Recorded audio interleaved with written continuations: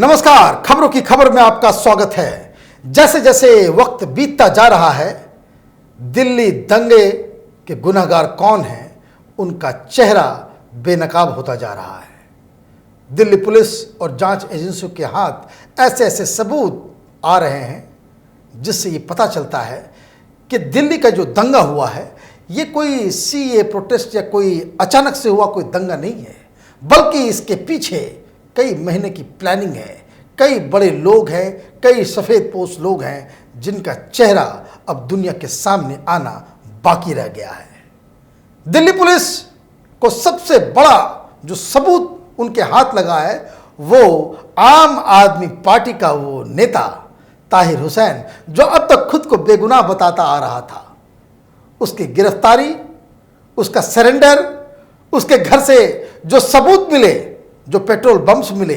जो एसिड का जो पूरा जखीरा मिला, और जिस तरीके से सारे लोग उसके घर के ऊपर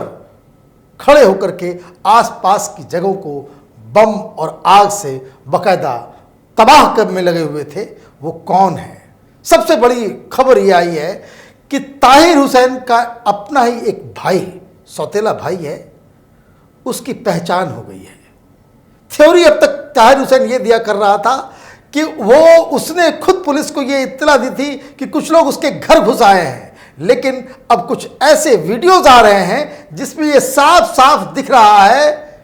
कि ताहिर हुसैन खुद ये जो पूरे जो आसपास के घरों को आगजनी की जा रही थी, वहां से जब पेट्रोल बम फेंके जा रहे थे, तो वो उसके रिश्तेदार, उसके जान पहचान, उस सारे लोगों को आइडेंटिफाई किया जा चुका है। लेकिन ये तो एक बात हुई, लेकिन दूसरी सबसे बड़ी परेशानी पुलिस के सामने ये है कि जब से ये हकीकत सामने आई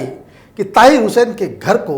दंगाइयों ने एक प्लेटफॉर्म की तरह यूज़ किया था, एक उसको कह सकते हैं हेडक्वार्टर की तरह इस्तेमाल किया था, तो उसके बाद से ताहिर हुसैन कहाँ गायब हुआ और वो अचानक से क्यों अवतरित हुआ? और यही गुत्थी और यही जांच दिल्ली पुलिस को ऐसे ऐसे लोगों के पास लेकर के जा रही है, उसके तार से जोड़ रही है, जिसे सुनकर इसको कह सकते हैं कि जिसका खुलासा होते ही राजनीतिक बवंडर दिल्ली के अंदर में होने वाला है। उसकी वजह यह है कि ताहिर हुसैन ने एक टिपिकल एक जो क्रिमिनल माइंड की तरह जो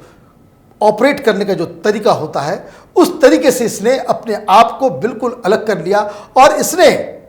पुलिस के सामने सरेंडर किया, ताकि ये जो पूरा जो चेन है,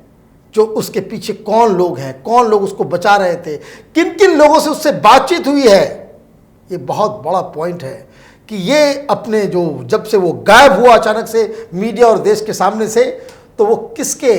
कांटेक्ट में था, किससे वो बातचीत कर रहा था, और जिस दिन हिंसा हुई थी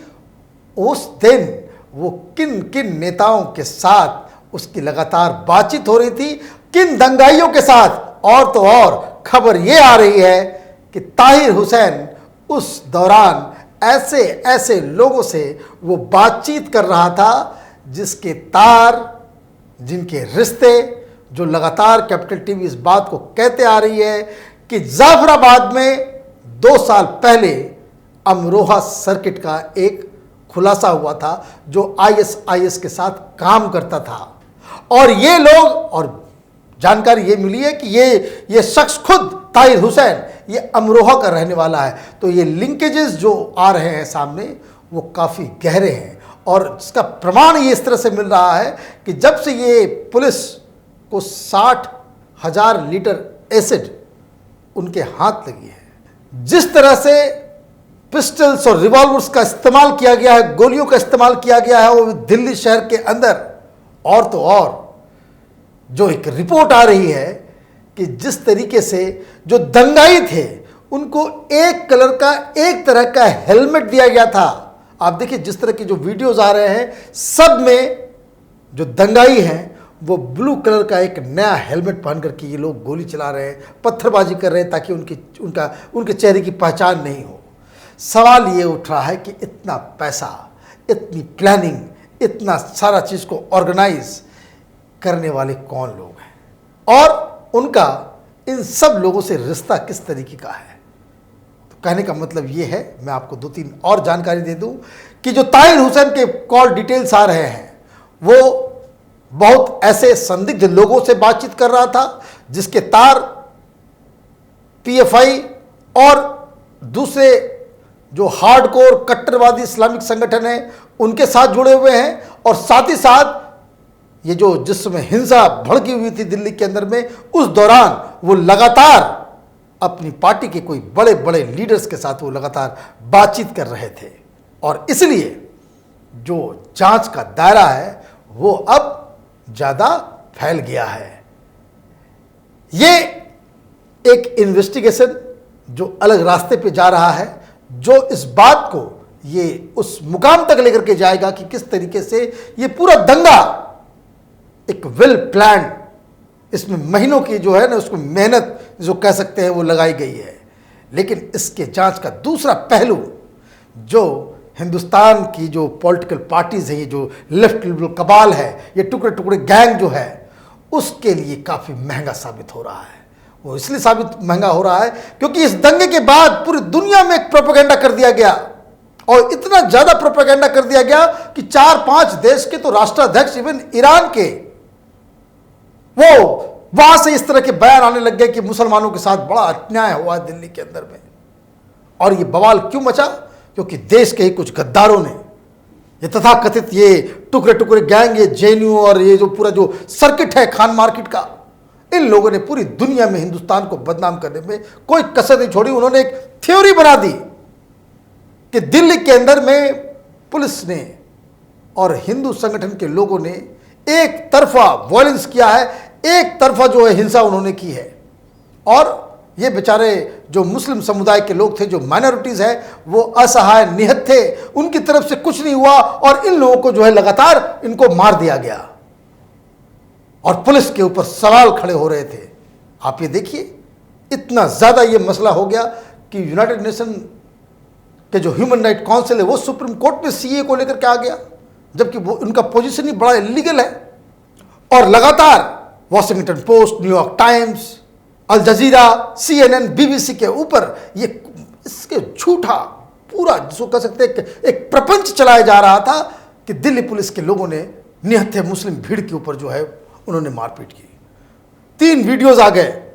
कल, जिससे एक के बाद एक वो सारे राज, ये सारे जो लेफ्ट लिबरल कबाल, ये जो यूट्यूब के ऊपर और टेलीविजन के ऊपर जो 9 बजे भाषण देते थे, जब तक झूठ पैडल कर रहे थे, झूठी खबरें दे रहे थे, इन सब की पोल खुल गई है। क्योंकि अब वीडियो से बिल्कुल ये साबित हो चुका है कि किस तरीके से जाफराबाद में दंगाइयों ने, उसको प्रोटेस्टर्स नहीं कहा जा सकता, क्योंकि ये जो प्रोटेस्ट करने वाले लोग थे, इनके ही हाथ में रॉड्स थे, रिवॉल्वर्स थे, पत्थर थी। ये सारे लोग ये कह सकते हैं कि ये खामखा दिखाने के लिए ये लोग जो है वहां पे प्रदर्शन कर रहे थे, लेकिन जैसे ही पुलिस आई, पुलिस ने उनको हटाने की कोशिश की। ये सारे दंगाई 2 सेकंड में जो प्रोटेस्टर्स जो इस देश में सेकुलरिज्म लागू करने के लिए चले थे और जो लोग संविधान को बचाने निकले थे, अपने बगल से जो है इन्होंने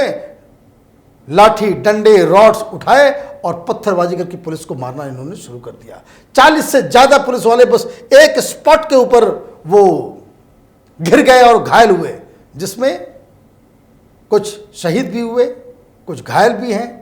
और ये सारा का सारा तस्वीर, ये सारे वीडियोस जैसे ही ये सामने आया, इनकी कली खुल गया। और उसमें सबसे हैरानी की बात क्या है कि जैसा मैं लगातार कह रहा हूं कि ब्लू हेलमेट, ये राज,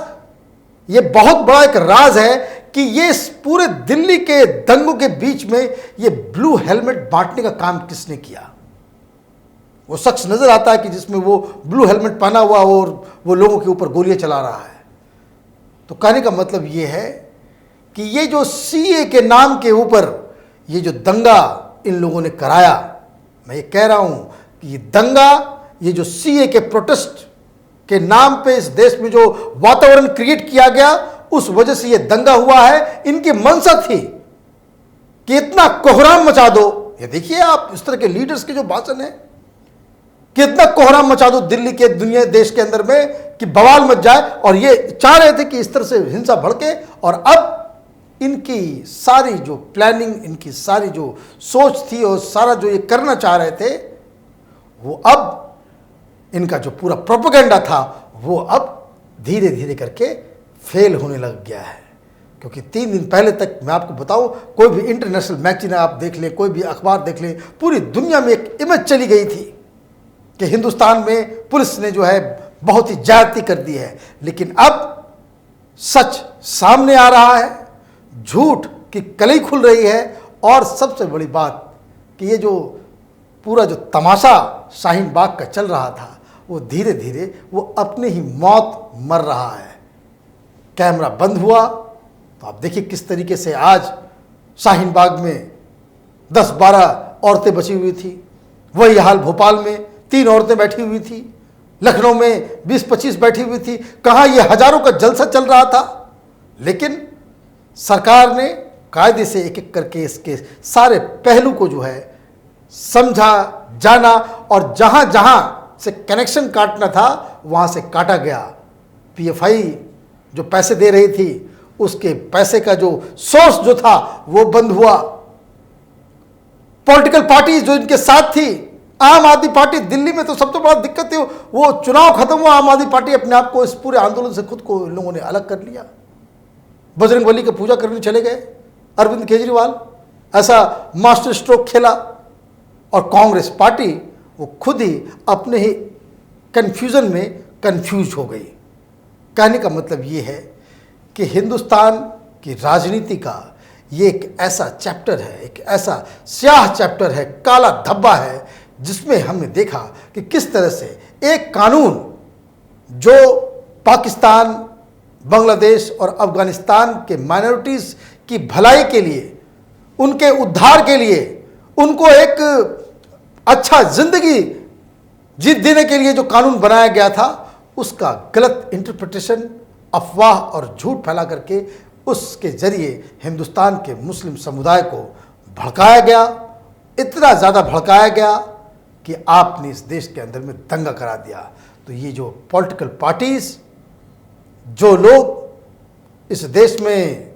संविधान को बचाने की बात करते हैं, सेक्युलरिज्म की बात करते हैं, तो वो गुनहगार हैं। वो 50 से ज़्यादा लोग जो मारे गए हैं, और अभी भी इनकी अकल ठिकाने नहीं आएगी, क्योंकि इनकी झूठ तो पकड़ी जा रही है। अगर अभी भी इनका अकल सही रास्ते पे नहीं आता है तो यकीन मानिए कि इनकी राजनीति की देश की जनता वो लगातार देख रही है, और